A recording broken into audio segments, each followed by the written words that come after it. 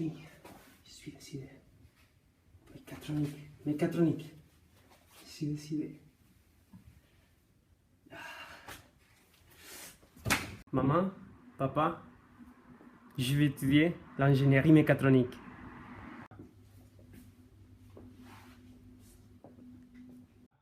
Tu m'as dit quoi? La mécatronique. Ah, c'est la mécanique. Non, c'est pas la mécanique, c'est la mécatronique. L'électronique? Non, c'est la mécatronique.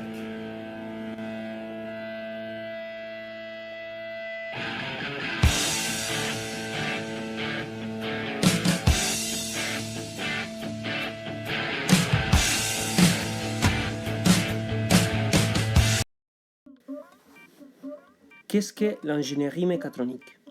En gros, la mécatronique est l'intégration des 4 ingénieries qui, dans les dernières années, se sont rapprochées de plus en plus et aujourd'hui, on les voit travailler ensemble dans de nombreux domaines et presque jamais toutes seules.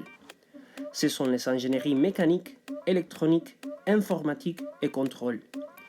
Les ingénieurs mécatroniques sont formés aux connaissances ainsi qu'aux compétences de ces 4 métiers.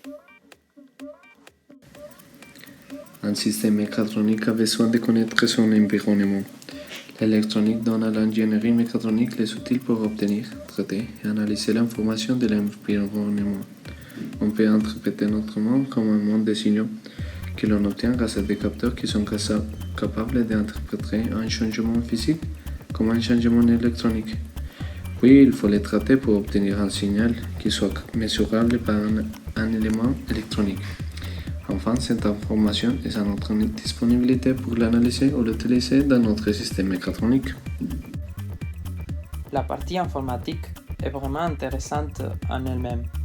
C'est probablement la filière la plus demandée aujourd'hui.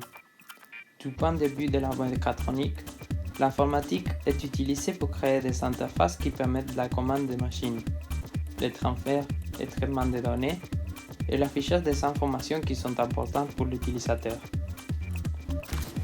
Le contrôle de toute l'identification, la modélisation et la commande des systèmes dynamiques. Elle utilise des outils mathématiques comme la théorie des signaux.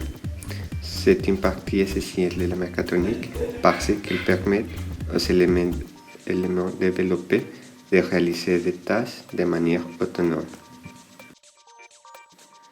La mécanique. La mécanique est liée à la physique du mouvement et des forces, est à l'étude des mécanismes dans le but de concevoir des systèmes physiques complexes. Elle compose la partie non virtuelle de la mécatronique, c'est-à-dire son interaction avec le monde.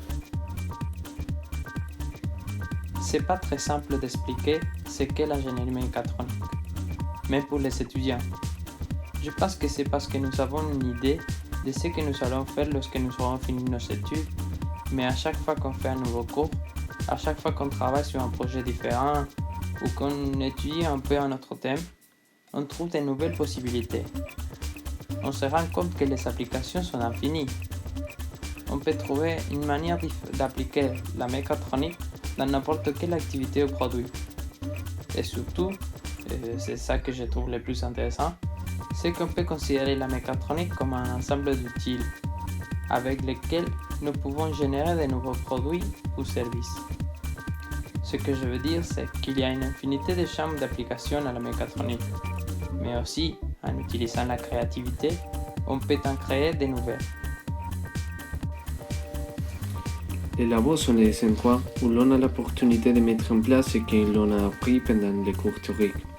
À l'ENIP, on a des labos de méca pour faire de la CAO, du design mécanique ou étudier la robotique. On a des labos d'électronique pour travailler sur les systèmes embarqués, les capteurs et différents types de communication.